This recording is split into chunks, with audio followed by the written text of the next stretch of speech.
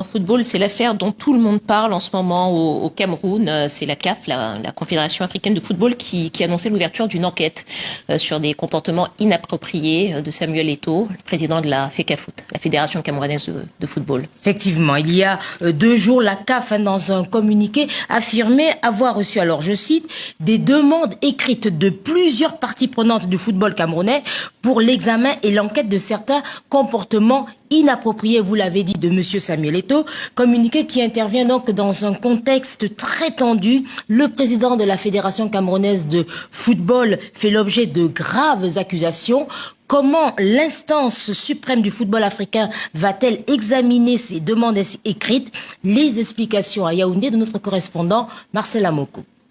La CAF, la Confédération africaine de football, dit qu'elle examine ces demandes conformément à ses statuts et ajoute que bien que ces allégations soient sérieuses à première vue, Samuel Eto'o est présumé innocent jusqu'à ce qu'une instance judiciaire appropriée conclue le contraire. Une démarche surprenante pour certains observateurs lorsqu'on sait que la CAF ne dispose pas en son sein, en ce moment en tout cas, d'une commission pouvant statuer sur ce type d'accusation. Encore plus surprenant, le principal intéressé, Samuel Eto'o, affirme n'avoir reçu aucune notification jusqu'à ce jour. Il n'en fallait pas plus pour provoquer la colère de l'avocat du président de la Fédération camerounaise de football, maître Elamé Boni Priva, qui, dans un communiqué, fustige une démarche hâtive de la Confédération africaine de football et se réserve le droit d'engager des procédures judiciaires pour dénoncer une communication pernicieuse et toxique. Réaction indignée également de l'ancienne gloire du football camerounais, devenu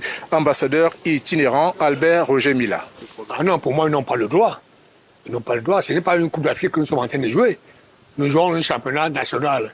Hein, et ils ne peuvent pas venir faire des enquêtes dans le football camerounais. Ils donnent quoi au football camerounais pour venir faire des enquêtes? Rien de tout. Donc, je crois qu'il ne faut pas qu'il y ait exagération. On n'a pas besoin des enquêtes ici.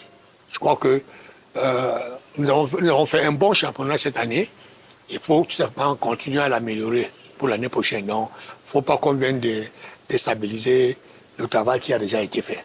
Cette sortie de la Confédération africaine de football intervient après une série d'allégations de certains acteurs du football camerounais sur la gestion du président de la Fédération camerounaise de football, alors que dans l'entourage de Samuel Eto'o, on dénonce une cabale qui vise en fait à occulter les bons résultats engrangés depuis son élection à la tête de la Fédération camerounaise de football le 11 décembre 2021. Bon, affaire à suivre, hein, affaire comme à on suivre. dit. Allez, on passe au handball avec la Croatie qui accueille en ce moment les championnats du monde des moins de 19 ans. Parmi les équipes présentes, et bien on compte le Burundi, dont plus de la moitié des joueurs ont disparu. Effectivement, 10 handballeurs burundais ont disparu en plein tournoi et restent introuvables pour l'instant malgré les recherches de la police croate. Alors ces athlètes étaient logés dans une cité universitaire et ont quitté mercredi cette cité alors que le lendemain ils allaient disputer un match contre la sélection du Bahreïn. Seuls 3 joueurs sont encore avec le staff. Du coup, l'équipe nationale burundaise a été exclue de la compétition. Merci beaucoup, Liselor. Merci. On vous retrouve demain.